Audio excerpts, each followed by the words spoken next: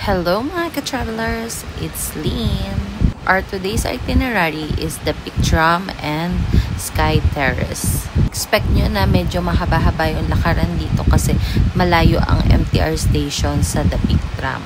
Dito is mas pinili namin bumaba sa Admiralty Station. Then sinundan lang namin si Google Map.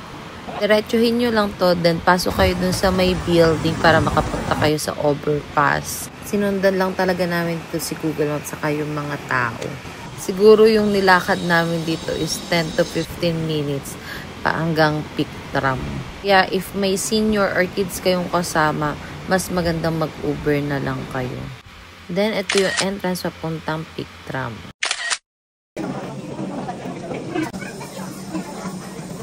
Pag sasakay na kayo ng tram, make sure na sa right side kayo uupo para makita nyo yung view pataas. Kasi pag sa left side, puro bato.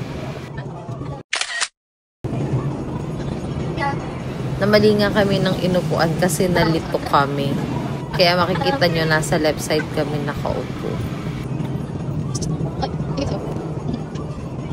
Mga less than 10 minutes lang yung packet papuntang Sky Terrace.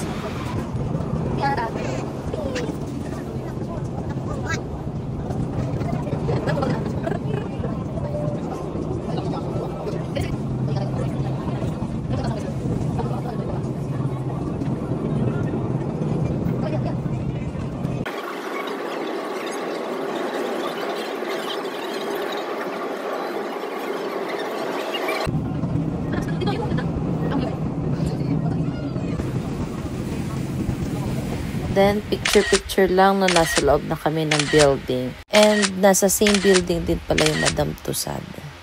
Buti na lang talaga nung pumunta kami is maaraw. Kasi kitang-kita mo talaga yung view.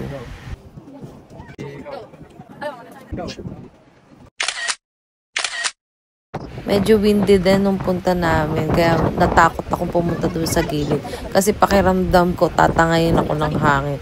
O diba? Sa laki kong to, tatangayin pa ako. Then, last video. And emote-emote na ang ate mo dito. Then, we're heading na sa Ocean Park. Yun lang. Bye!